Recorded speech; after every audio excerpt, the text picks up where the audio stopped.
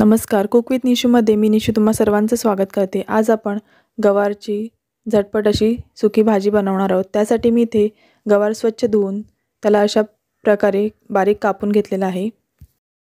आता मी तर सर्वप्रथम गवार बनवताना अशा प्रकारे चिरून झाल्यानंतर ती थोडीशी तेल न टाकता तव्यावर अशीच भाजून घेते।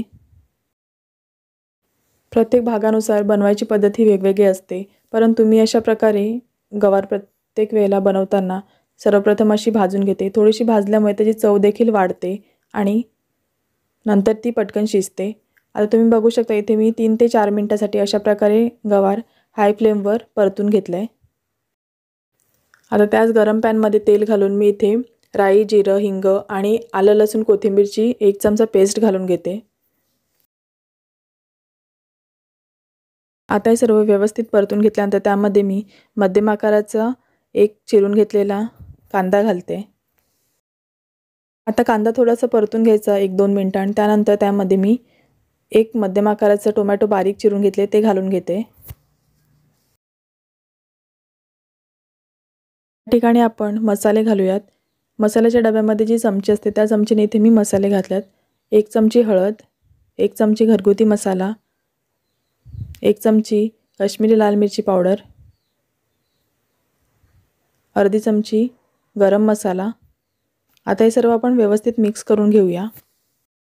आता ह्यामध्ये मी 2 ते 3 चमचे इतकं पाणी घालते, जेणेकरून आपण जे मसाले घातलेत ते कांदा टोमॅटोला व्यवस्थित लागतील आणि ते खाली पॅनला चिटकणार देखील नाहीत। आता आपण ह्यावर झाकण ठेवून 1 ते 2 मिनिटांसाठी एक वाफ काढून घेऊयात। कांदा टोमॅटो छान शिजत आलाय। आता आपण ह्यामध्ये मीठ घालूयात। मीठ तुम्ही मसाल्यांच्या सोबतच घातलं तरी देखील चालेल।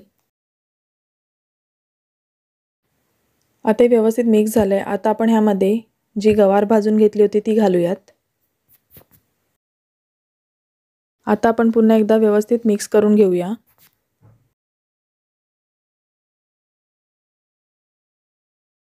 आता ह्यामध्ये आणखीन 3 ते 4 चमचे इतकं पाणी घालून घेऊया आणि ह्यावर एक झाकण ठेवून आपण 4 ते 5 मिनिटाची एक वाफ काढून घेऊ। पुन्हा एकदा छान मिक्स करून घेऊया। आवश्यकता वाटली तर इथे तुम्ही अजून थोडंसं पाण्याचं प्रमाण वाढवू शकता।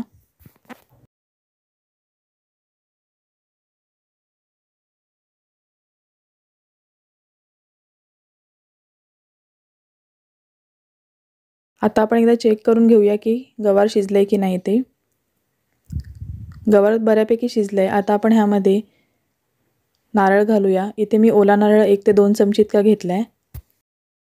या ठिकाणी तुम्ही भाजलेल्या शेंगदाण्याचा कूट देखील वापरू शकता आणि जर का तुम्हाला बटाटा आवडत असेल तर तुम्ही ह्यामध्ये बारीक चिरून बटाट देखील घालू शकता।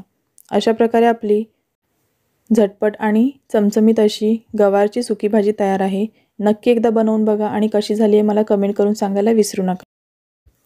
अशाच झटपट आणि चमचमीत रेसिपी बघण्यासाठी कुक विथ निशू चॅनलला नक्कीच सबस्क्राईब करा आणि बाजूला असलेले बेल आयकॉन आहे ते देखील प्रेस करायला विसरू नका।